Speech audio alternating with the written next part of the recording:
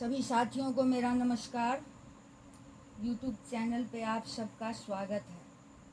श्रीमद् भागवत महापुराण के प्रथम स्कंध में त्रयोदशोध्याय, जिसमें कि विदुर के उपदेश से धृतराष्ट्र और गांधारी का वन में जाने का वर्णन है। सूत जी कहते हैं, श्रुतवाच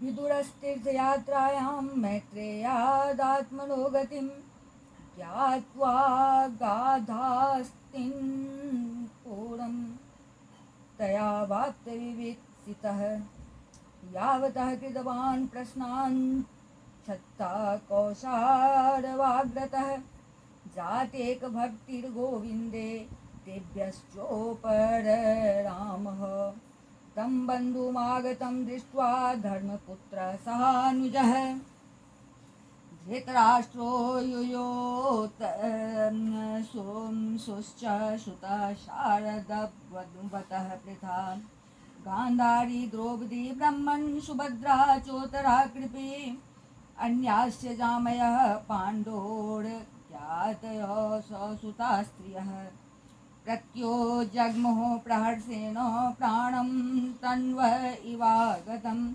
अभेशं गम्य विधिवत् परिष्वङ्गाभिवादने मुमुचुः प्रेम बाष्पोघं विरहोत्कण्ठान् कण्ठ्य कातरः राजा तमहरयाश्चक्रे पिताशन् परिग्रहम् तं भुक्तवन्तं विश्रान्तमासीनं सुखमासने प्लसयावनतो राजा प्राहतेखां च शृण्वताम्। सूत जी कहते हैं, विदुर जी तीर्थ यात्रा में महर्षि मैत्रेय के आत्मा का ज्ञान प्राप्त करके हस्तिनापुर लौट आए। उन्हें जो कुछ जानने की इच्छा थी वह पूर्ण हो गई थी। विदुर जी ने मैत्रेय ऋषि से जितने प्रश्न किए थे उनका उत्तर सुनने के पहले ही श्री कृष्ण में अनन्य भक्ति हो जाने के कारण वे उत्तर सुनने से उपराम हो गए। शौनक जी अपने चाचा विदुर जी को आया देख धर्मराज, युधिष्ठिर, उनके चारों भाई धृतराष्ट्र, युयुत्सु, संजय, कृपाचार्य, कुंती, गांधारी, द्रौपदी, सुभद्रा, उत्तरा, कृपी तथा पांडव परिवार के अन्य सभी नर नारी और अपने पुत्रों सहित दूसरी स्त्रियां सब के सब बड़ी प्रसन्नता से मानो मृत शरीर में प्राण आ गया हो ऐसा अनुभव करते हुए उनकी अगवानी के लिए सामने गए।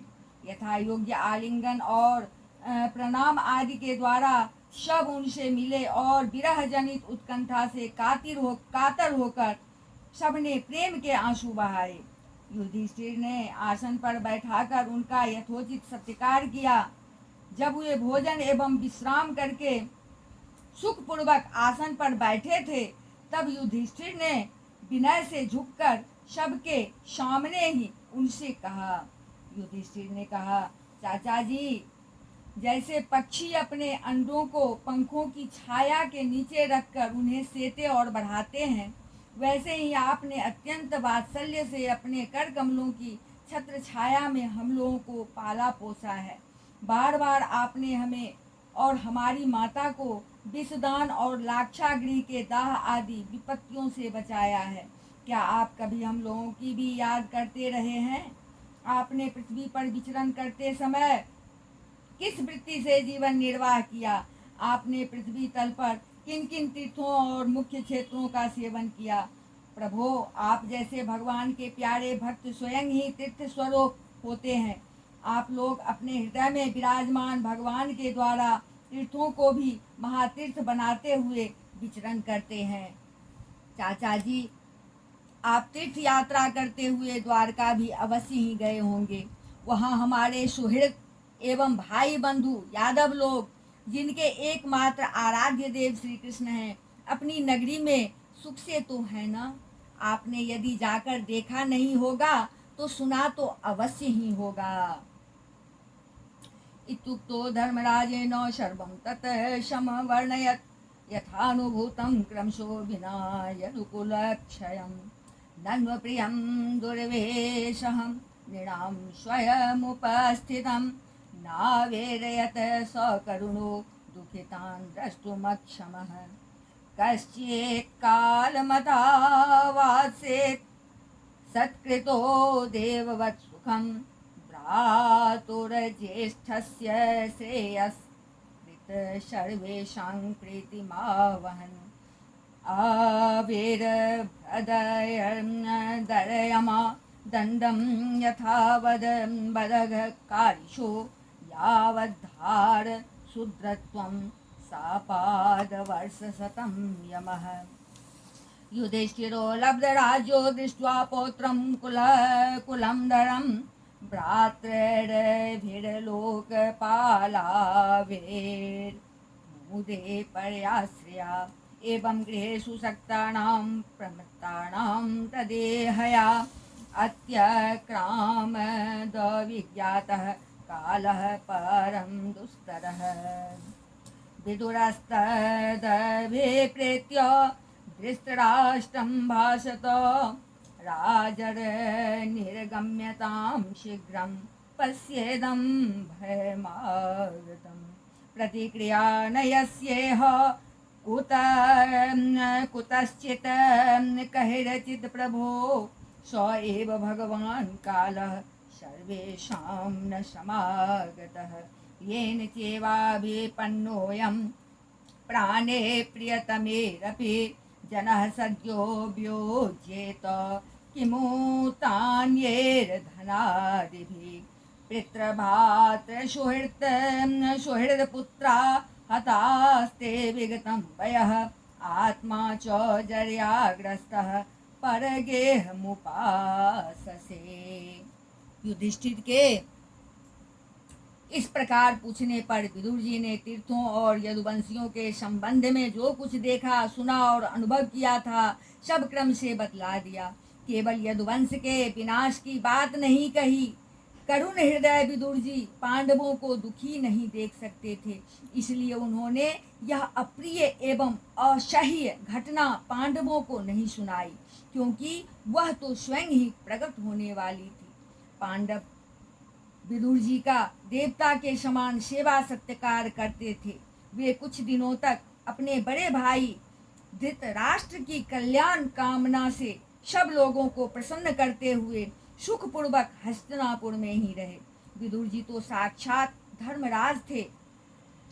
मांडव्य ऋषि के शाप से ये 100 वर्ष के लिए शूद्र बन गए थे। इतने दिनों तक यमराज के पद पर अर्यमा थे और वही पापियों को उचित दंड देते थे। राज्य प्राप्त हो जाने पर अपने लोकपालों शरीके भाइयों के साथ राजा युधिष्ठिर वंशधर परीक्षित को देखकर अपनी अतुल संपत्ति से आनंदित रहने लगे। इस प्रकार पांडव गृहस्थ के काम धंधों में रम गए और उन्हीं के पीछे एक प्रकार से यह बात भूल गए कि अनजान में ही हमारा जीवन मृत्यु की ओर जा रहा है। अब देखते देखते उनके सामने वह समय आ पहुंचा जिसे कोई टाल नहीं सकता। परंतु विदुर जी ने काल की गति जानकर अपने बड़े भाई धृतराष्ट्र से कहा, महाराज देखिए, अब बड़ा भयंकर समय आ गया है, झटपट वहां से निकल चलिए। हम सब लोगों के सिर पर वह सर्वसमर्थ काल मंडराने लगा है, जिसके टालने का कहीं भी कोई उपाय नहीं है। काल के वशीभूत होकर जीव का अपने प्रियतम प्राणों से भी बात की बात में वियोग हो जाता है। फिर धन जन आदि दूसरी वस्तुओं की तो बात ही क्या है। आपके चाचा ताऊ भाई सगे संबंधी और पुत्र सभी मारे गए। आपकी उम्र भी ढल चुकी, शरीर बुढ़ापे का शिकार हो गया। आप पराए घर में पड़े हुए हैं। ओह, इस प्राणी को जीवित रहने की कितनी प्रबल इच्छा होती है। इसी के कारण तो आप भीम का दिया हुआ टुकड़ा खाकर कुत्ते का सा जीवन बिता रहे हैं। जिनको आपने आग में जलाने की चेष्टा की, विष देकर मार डालना चाहा, भरी सभा में जिनकी विवाहिता पत्नी को अपमानित किया, जिनकी भूमि और धन छीन लिए, उन्हीं के अन्न से पले हुए प्राणों को रखने में क्या गौरव है। आपके अज्ञान की हद हो गई। कि अब भी आप जीना चाहते हैं, परंतु आपके चाहने से क्या होगा? पुराने वस्त्र की तरह बुढ़ापे से गला हुआ आपका शरीर आपके न चाहने पर भी छीन हुआ जा रहा है। अब इस शरीर से आपका कोई स्वार्थ सधने वाला नहीं है। इसमें फंसिए मत, इसकी ममता का बंधन काट डालिए। जो संसार के संबंधियों से अलग रहकर उनके अनजान में अपने शरीर का त्याग करता है, वही धीर कहा गया है। चाहे अपनी समझ से हो या दूसरे के समझाने से, जो इस संसार को दुख रूप समझकर इससे विरक्त हो जाता है और अपने अंतःकरण को बस में करके हृदय में भगवान को धारण कर संन्यास के लिए घर से निकल पड़ता है, वही उत्तम मनुष्य है। इसके आगे जो समय आने वाला है वह प्रायः मनुष्यों के गुणों को घटाने वाला होगा। इसलिए आप अपने कुटुंबियों से छिपकर उत्तराखंड में चले जाइए। जब छोटे भाई विदुर ने अंधे राजा धृतराष्ट्र को इस प्रकार समझाया, तब उनकी प्रज्ञा के नेत्र खुल गए। वे भाई बंधुओं के सुदृढ़ स्नेह पाशों को काटकर अपने छोटे भाई विदुर के दिखलाए हुए मार्ग से निकल पड़े।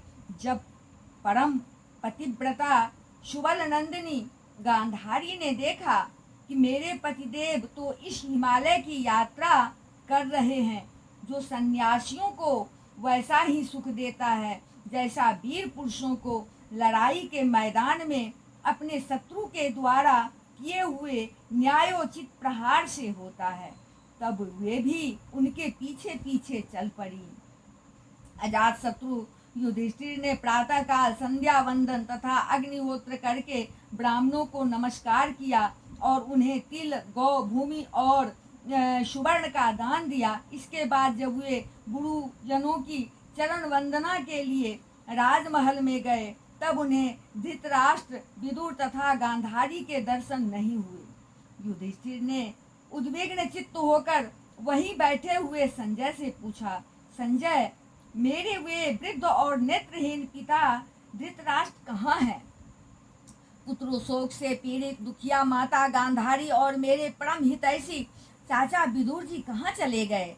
ताऊ जी अपने पुत्रों और बंधु बांधवों के मारे जाने से दुखी थे। मैं बड़ा मंद बुद्धि हूँ, कहीं मुझसे किसी अपराध की आशंका करके हुए माता गांधारी सहित गंगा जी में तो नहीं कूद पड़े?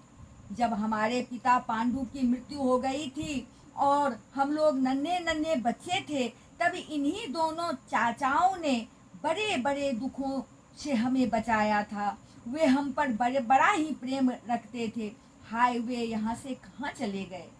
सूची कहते हैं, संजय अपने स्वामी धृतराष्ट्र को न पाकर कृपा और स्नेह की विकलता से अत्यंत पीड़ित और विरहातुर हो रहे थे।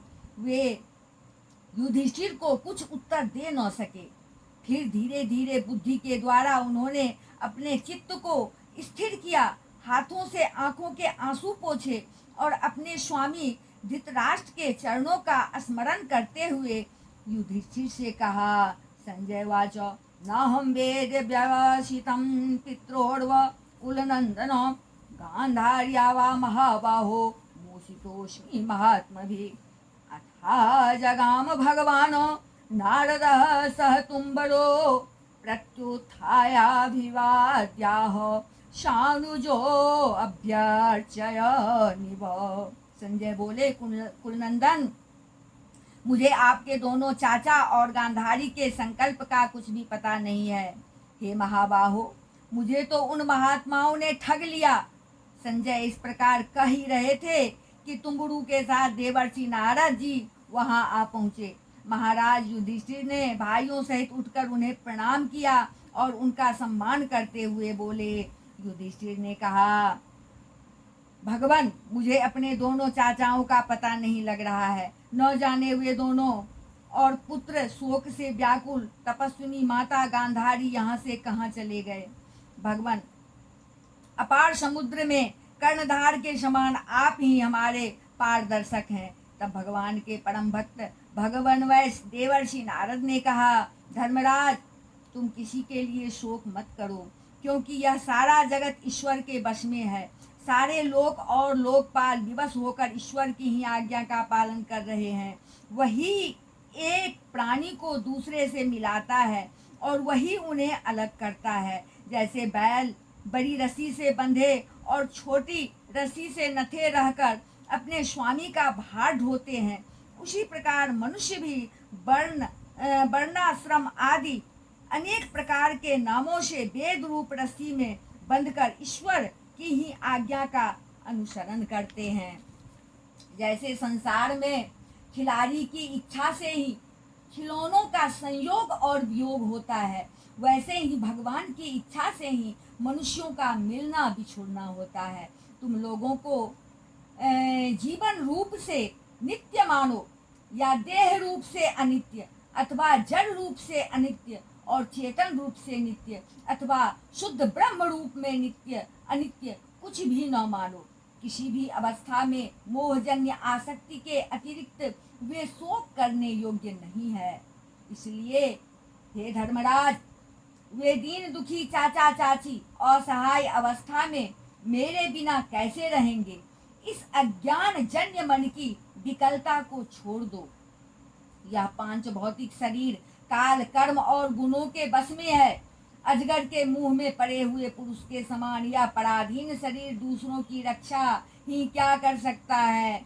हाथ वालों के बिना हाथ वाले, चार पैर वाले पशुओं के बिना पैर वाले और उनमें भी बड़े जीवों के छोटे जीव आहार हैं। इस प्रकार एक जीव दूसरे जीव के जीवन का कारण हो रहा है। इन समस्त रूपों में जीवों के बाहर और भीतर वही एक स्वयं प्रकाश भगवान जो संपूर्ण आत्माओं के आत्मा है, माया के द्वारा अनेकों प्रकार से प्रकट हो रहे हैं। तुम केवल उन्हीं को देखो। महाराज, समस्त प्राणियों को जीवन दान देने वाले वे ही भगवान इस समय इस पृथ्वी तल पर देवद्रोहियों का नाश करने के लिए काल रूप से अवतीर्ण हुए हैं। अब वे देवताओं का कार्य पूरा कर चुके हैं, थोड़ा सा काम और शेष है, उसी के लिए वे रुके हुए हैं। जब तक वे प्रभु यहाँ हैं तब तक तुम लोग भी उनकी प्रतीक्षा करते रहो। हे धर्मराज, हिमालय के दक्षिण भाग में जहाँ सप्त ऋषियों की प्रसन्नता के लिए गंगा जी ने अलग अलग 7 धाराओं के रूप में अपने को 7 भागों में विभक्त कर दिया है, जिसे सप्त स्रोत कहते हैं, वहीं ऋषियों के आश्रम पर धृतराष्ट्र अपनी पत्नी गांधारी और विदुर के साथ गए हैं। वहाँ वे त्रिकाल स्नान और विधि पूर्वक अग्निहोत्र करते हैं।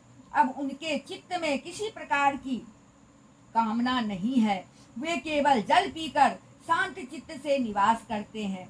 आसन जीतकर प्राणों को बस में करके उन्होंने अपनी 6 इंद्रियों को विषयों से लौटा लिया है। भगवान की धारणा से उनके तमोगुण, रजोगुण और सत्वगुण के मल नष्ट हो चुके हैं।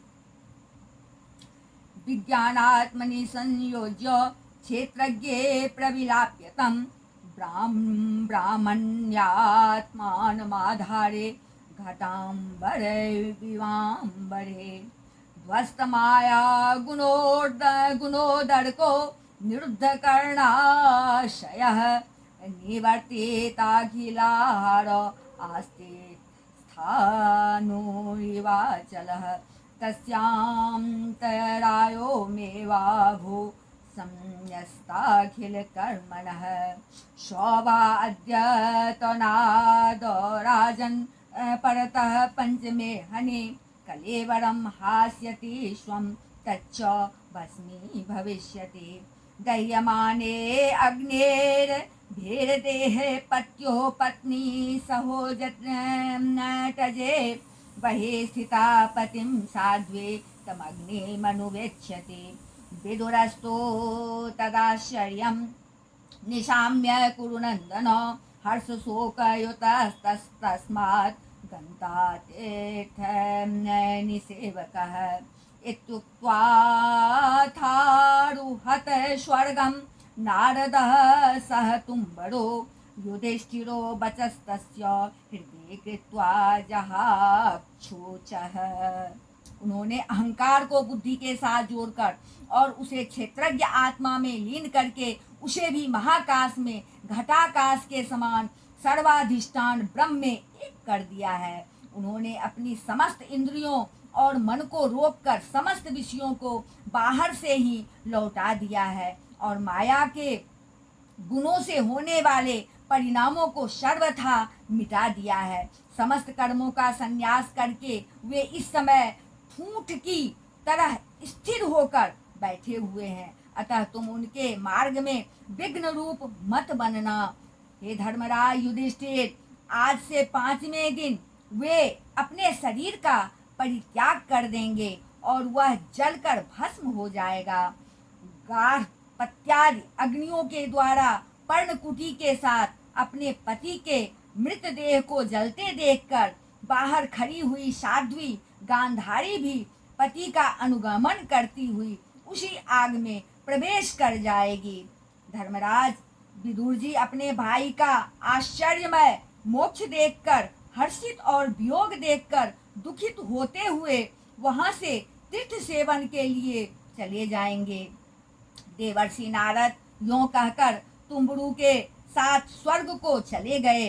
धर्मराज युधिष्ठिर ने उनके उपदेशों को हृदय में धारण करके शोक को त्याग दिया। इति श्रीमद्भागवते महापुराणे पारमहंस्यां संहितायां प्रथम स्कंधे नैमिषोपाख्याने 300 बोले वृंदावन बिहारी लाल की जय। जय जय श्री राधे।